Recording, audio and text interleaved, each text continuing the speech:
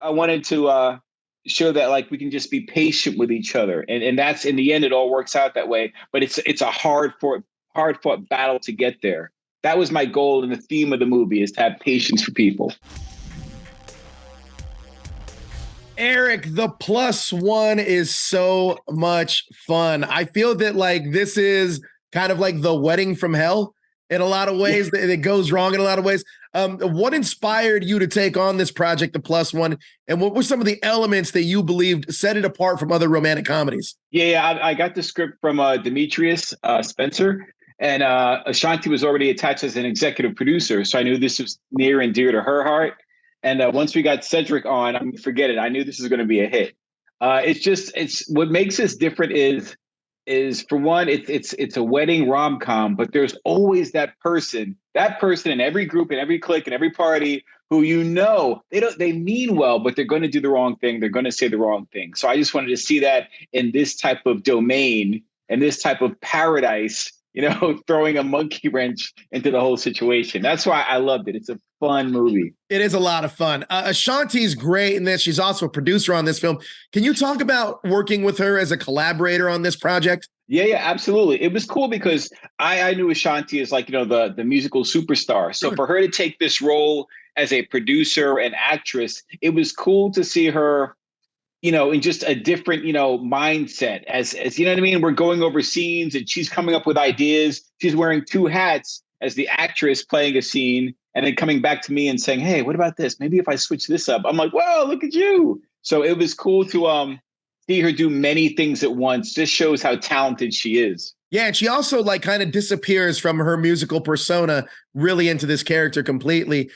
Did you guys get to shoot this in location in Florida? Yeah, we shot in Clearwater at the Sand Pearl Hotel, which was dope. They were so inviting. And I mean, we stayed there and shot there. So it was cool to just wake up in the morning, hop out of bed and go downstairs and shoot in the lobby or go to the beach and shoot. So it was work, but it was fun too. Yeah, the Sand Pearl, they were so awesome. Go there if you can. It seemed like it. I mean, it almost seemed as if the hotel was a character itself in the movie, which was a ton of fun as too. Now, I love the family dynamic between Alfred, David, and Sebastian, played by Cedric the Entertainer, Michelle Hurd, and Wesley Armstrong. Can you talk about capturing the chemistry that they all had together on camera and how that translated off camera as well? The cool thing is they're all such veterans.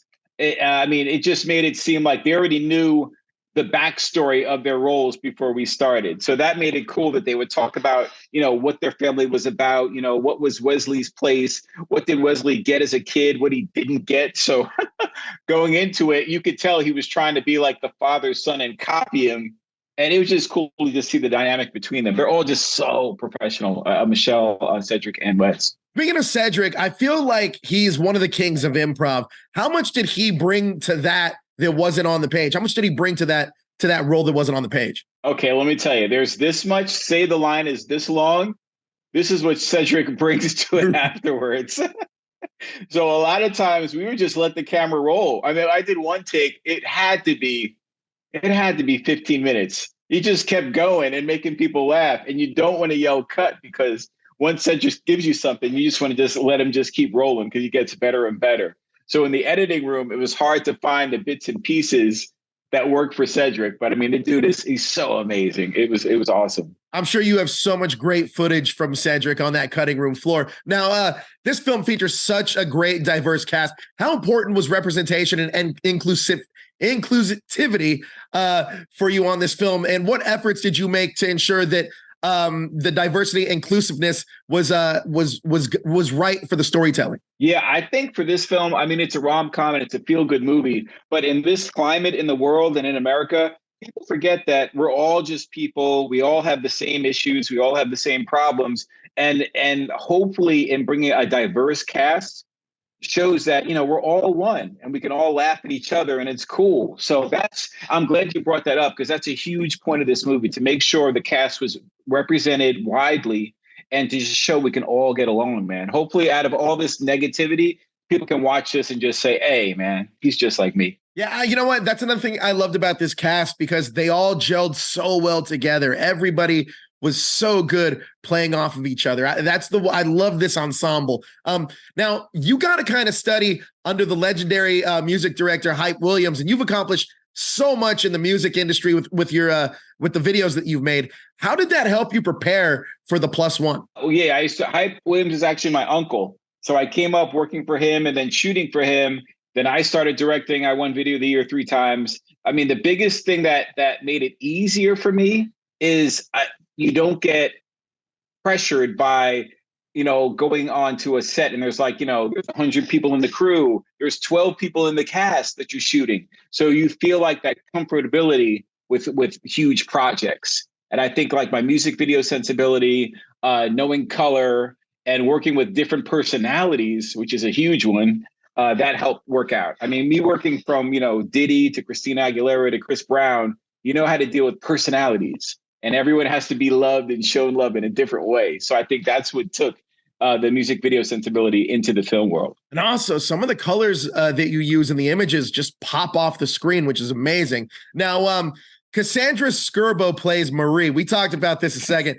She's the one that's like not invited, and she's kind of annoying, and she does a tremendous job in this role. Can you talk to me about crafting the character with her to get Marie's mannerisms just right? Here's the thing that's crazy. Now, with Cassandra specifically, she wanted to just roll with it. She said, "Please, just let me play." She said, "I got some ideas." I'm like, you sure? You good on it?" And I just let her do her thing. And every time she would do her thing, it was just nuttier and nuttier. I let her just go. And she said that was one of the few roles, a few times that a director just said, "You want to roll on the beach? Roll on the beach. You want to slam doors? You want to take off your shoes? Do it." And she was amazing. Yeah, she channeled that character perfectly. Like, it was just so natural for her. I get to play that character. It's amazing. Now, Marshall, the character of Marshall is played by Jonathan Bennett. Many know him from Mean Girls, and he's come a long way since Mean Girls. He plays the best friend. Talk to me about working with him on this role and what he brought to the role that wasn't on the page. He's such a veteran. Like, he does this in his sleep. So he already knew the character and how to work it. I think what made me realize, okay, this guy's a professional. We had a scene in the pool, and it was a nighttime shoot. And no lie, it felt like November. It was freezing outside. But he sat in there, and every take he like pretended like he loved it. And I'm watching him, smile and get into the role. I'm like, this guy is a superstar, because there's no way I could have sat in the pool at like midnight and it's like 30 degrees outside. This cast, like I was saying, the ensemble is they're great. They're hilarious together. What scenes were some of the most memorable that stood out to you when you were shooting this film? I think between Jonathan and BJ, when they were talking about, they're having a heart-to-heart. And it really it grounded the film, because there's so much crazy stuff going on, but you need that grounding to make it, relatable and make people feel it. So those heartfelt moments in the movie are what stood out between Ashanti and BJ, Ashanti and Cedric. When they bring it down to earth, it shows that there's more layers to these people than just, say, like a slapstick broad comedy. There's more to this film. Yeah, I actually wanted to talk about that because this film highlights personal growth and self-discovery. Can you share some insight into how you wanted to portray those themes with their significance in the storyline? What I wanted to get across is having patience for other people. As crazy as Cassie was in the movie, there's something about her that you feel for her and you like about her. So I wanted to show that we can just be patient with each other, and that's, in the end, it all works out that way. But it's a hard fought battle to get there. That was my goal, and the theme of the movie is to have patience for people. I mean, it works. It absolutely works. Now, Brennan Bradley and Austin Highsmith Garcias, they play the Potts in this film, but they also wrote the film.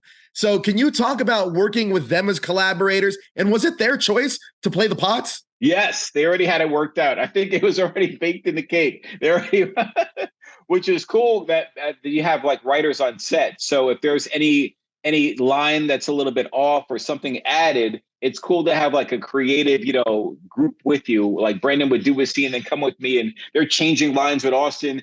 Pages are flying. They're bringing me stuff on paper and just throwing it in front of me, and drawings and pictures as we're going.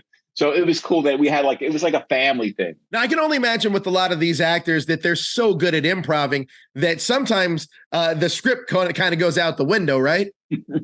Exactly. It's incredible. That's where they came in.